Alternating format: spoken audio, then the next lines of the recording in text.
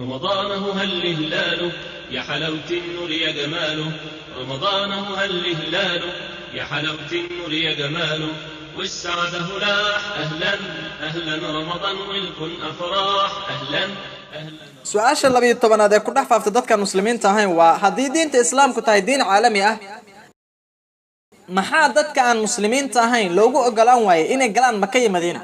haddii islaamku diin u yahay qof kasta maxaa loogu ogolaan waayay dadka aan muslimiinta ahayn inay galaan Maka iyo Madiina? jawaabta su-aashaasi waa sidan soo socota. dawlad kasta waxay leedahay manaadiq lagu magacaabo mandiqooyinka amniga ah ee lama galaanka ah. mandiqooyinkaasi amniga ah waa meelaha uusan gali karin ilaa askari mooye iyo dadka ay qusayso ilaalinta dawladda. iyadoo jirto inaan ahay muwaadin hindi ah haddana la ima ogolo inaan galo manaadiqdaasi amniga ah. suurtagal maahan inaan dhaho aan ka soo horjeesto maxaa aniga muwaadin hindi aan ahay maxaa la igu diiday inaan galo meeshan? maya, kaliya waxay qusaydaa dadka loo ogol yahay ilaalinta dawladda. kuwaasi ayaa loo ogol yahay inay galaan manaadiqdaasi lama galaanka ah ee amniga ah.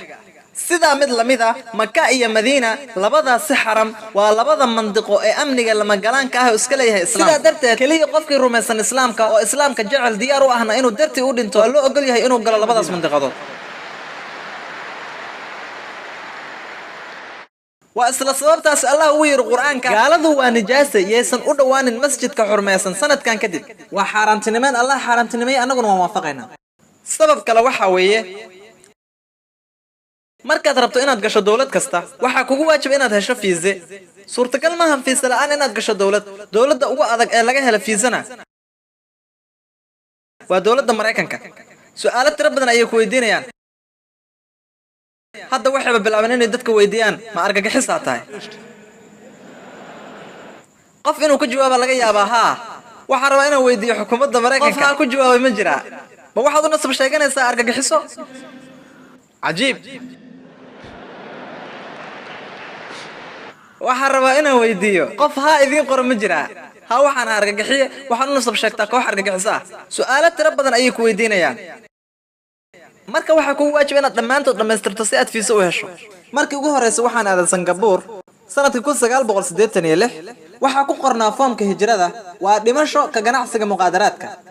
taa macnaheedu waxa weeye haddii lagu qabto adoo gacanta ku haya muqaadaraad ciqaabtoodu waa dhimasho. suurtagal ma inaad dhahdo ciqaabta dhimashadu waa ciqaab adag. haddii aad rabto inaad dawladda soo gasho waa inaad waafaqdaa amaradaasi haddii kale haba imaan.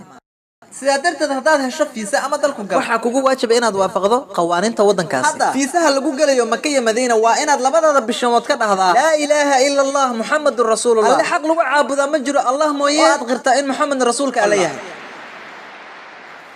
qof kasta ku dhawaaqa laa ilaaha illa Allah muhammadur rasuulullah waxa suurtagal u ah inuu helo fiisihi uu ku gali lahaa Maka iyo Madiina. labadaas makaana sharafta badan waa labada mandiqo ee amniga ah. fiisuhuna waa alle xaq lagu caabudaa ma jiro Allah mooye Muhammadna inuu yahay rasuulka alle waa inaad qirtaa. يا حلاوة النور يا جماله والسعادة لاح أهلا أهلا رمضان والكل أفراح أهلا أهلا رمضان والسعادة لاح أهلا أهلا رمضان والكل أفراح أهلا أهلا رمضان والقلب كمن غنى والحارة أفراح